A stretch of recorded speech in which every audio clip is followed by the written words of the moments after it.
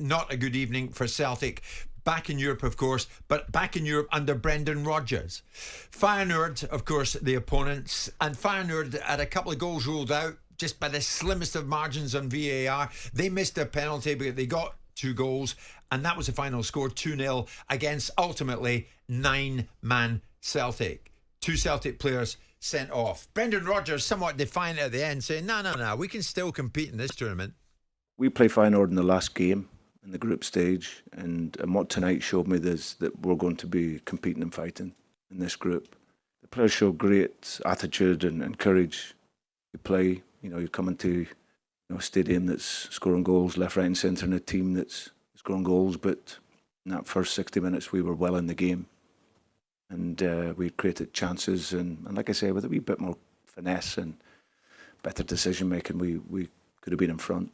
So that gives me great confidence for the remainder of the group. And of course, there's learning there. Well, they've got to get it going, Danny, because when you break it down, they've forgotten how to win in this kind of company. Celtic are now 11 games without a win in the Champions League proper. They haven't had a win since Anderlecht in 2017. So if you keep up form like that, you don't need to be a genius to realise you're going to go precisely nowhere in this elite competition. I think the difference with Celtic, we spoke about Rangers more recently. Celtic were in this game and it was competitive for 60 minutes. He's right. And I can't tell you how hard it is away from home in Champions League. It don't matter if you think you're a better team or you should get something. It's a really difficult game away in Europe, whoever you play at that level. So the game is won on moments. Small details matter. They've lost their discipline second half, whereas if they kept it, they could have maybe got back in it. But the big test of Celtic and Brendan's going to be the 3 home games. Well, next up, home against Lazio, home against Atletico. Yeah, and although do you see them getting something out of that? Lazio game, more so than Atletico one, and I think even Atletico, with the players they've lost, they're still a good side and on paper should beat Celtic. But with the fans behind them at home, I would back Celtic to win 2 of their 3 home games at least. The first and the last. I don't think it's going to be a campaign for Celtic where you finish the group and go, that was a disaster. I think they're better than that now. Having said that, though, Simon, is a form of success in this competition the only way that Brendan can reignite his standing as one of football's leading coaches? Is it in this competition that he's got to show it, that to stand out, he's got to stand out with Celtic? Well, you'll always have this background excuse about the revenue generation inside the Scottish League, but this argument can't be made in conjunction with teams like Feyenoord because Celtic turn over more money than Feyenoord do.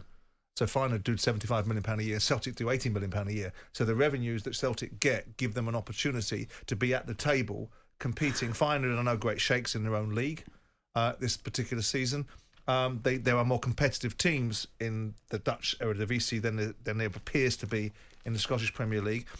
But it will always be priced in. It's almost like the very brilliant observation that Martin O'Neill made the other day about if you get up a few times out of bed early, you can forever lay in bed there on afterwards because people's perception is you're an early riser. Right. And in the conjunction with Celtic, the perception is that the Scottish League doesn't have any money, so that it's not going to be a real fair comparison for them to compete in the Champions League. So the answer to the question is, I don't think Brendan Rodgers will get his head handed to him for not being particularly successful in the Champions League. Where he'll get judged is the success levels that he has inside Scotland in the Scottish press. Now go on to the bigger part of the question, which is what does he have to do to re-establish himself back at the top table after what I consider to be a slightly poor performance in the last year at Leicester City? Yes, of course he has to do better in Europe. And this is a group that, with due respect, that Celtic could be thinking to themselves, we can get second spot in this group. Atletico Madrid are always a competitive outfit. Lazio are obviously in the Champions League for a reason, but there are opportunities there. And of course, going to Feyenoord yesterday, judging by the reports that I've read, I only watched excerpts of the games, clips of it. I don't think Celtic were great in it. And of course, having 2 players sent off doesn't help the cause. That's right. It's a big blow for them. Yeah, it is a big blow, but it's not all lost. But an away loss in the Champions League first game out is not No, but it is doomsday. against the one team in the group that they you don't wanna really get some fancy. Well, this is Yeah. it. But Simon, I would suggest it is a problem because they've carried on where they've left off in the Champions League. Celtic have lost 59%, say, of their Champions League games. That's the highest ratio of any club with at least 50 games played in this competition. Nobody's lost more than Celtic in this competition. No, and granted. this is Celtic. Granted. Who are the first British team to hold the trophy aloft way back in I know, but 1967, albeit. again, I'm not wanting to give anybody a pass, but the coefficients of Celtic will give them potentially more difficult draws than other clubs will have got, so they'll get better. Like last year, they got a Shakhtar Donetsk side that was selling players to Chelsea for 90 million quid. They had Real Madrid in that group, and I think, was it Dortmund? One other decent side it was. that would have. Now, Now, the more Celtic are in the Champions League, the more the coefficient's going to come into play about how they get seeded and how they get drawn and who they get to play against, and it will have potentially have played a part in this particular Champions League group because there are games in there that Celtic should be thinking about winning and changing this record. And a lot was made of obviously the terrible decline of Gianni Van Bronckhorst's tenure over Rangers and because of his Champions League performances. But with due respect to my newfound, hero in Ange Postecoglou, he didn't pull up many trees with Celtic in the Champions League either. No, that was the thing. But it's often argued, Simon, that only by doing something in Europe will Brendan be recognised again.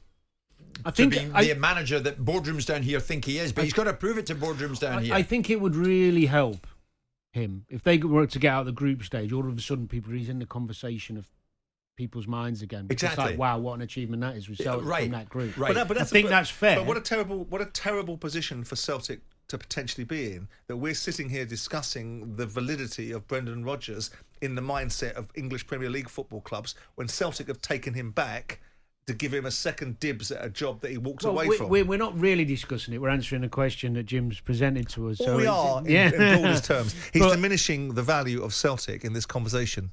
He's degrading the value of Celtic, of this enormous football club that we have to listen to Jim talking to us about, Celtic and Rangers, these enormous footprints in world football. You've seen them, they are. So the discussion shouldn't be about who he's got to prove. So the discussion shouldn't subsequently be, from an ardent Scotsman, how is he going to prove himself to the English clubs in the Premier League? His only job is to prove himself to the Celtic boardroom. I'm being as objective as I can be here. Celtic winning the Scottish title again this season. Yeah. Doesn't show Brendan up in a light that boardroom people down here will say Brendan Rodgers is doing well again, isn't he? They've got to go deep in the Champions League. Here's the thing, they've got to start winning games in the Champions League. But that's assuming that Brendan Rodgers' only reason for being at Celtic is a stepping stone back into the English Premier League, rather than spending a significant period of time to establish that blueprint where Celtic can win in the Champions League. That's the dynamic of the conversation, the thread I'm pulling out there. I'm just thinking, I don't think Celtic this time around is the last port of call for Brendan, by any stretch. By any stretch. Well, if you're there's still another big job after Celtic for Brendan, I would suggest. Possibly. I mean, I don't. Let's have it right while we have this moment to share. Based upon what? Right, Brendan. Based upon a really good body of work. Hold on. Where? You took Liverpool to a position where you had the most games away from being, but they didn't. That you prolifically, you had the most prolific forward line in Sturridge, Suarez, and Sterling at that time. You choked. The following season, you stank it out. The next season, he gets the bin because the rot set in and Klopp takes it in a different direction and builds a whole different momentum. He goes to Celtic, does a good job in Scotland. An excellent job. But whilst I like Brendan, this narrative that he's a top table manager, it depends on the interpretation of top table. He won a cup with Leicester. Won the FA Cup. And he had 2 5th-place finishes, which was really something, and got him in the Champions League. The fact is that, just missed out, got him in Europa League. But you think Celtic will start winning? They'll win. No, I take your point. I think what you're saying. I think what you're trying to say is, if he got them out the group stages, right, all of a sudden he's in people's thoughts again, back down south, and that would be right. But Simon's point's also right. Why would he care of getting in the minds of the owners of the clubs down south again if he's set on having this project that Celtic... There's no excuse for Celtic not to be better in the Champions League. Correct. They're back in there now. They're straight into group stages rather than having to qualify. They're £40 million richer as a result of it. They're able to compete with a significant proportion of the European lesser Champions League teams, so they need to start pulling up trees. Yeah. Let's see how they do first before we jump. No, on. Sure. Well, they've got. It wasn't a great start, but they've got time to sort it out. Home games against Lazio and Atletico next month. Start winning though, and then we'll talk much more favourably and positively about Celtic. Jim White and Simon Jordan.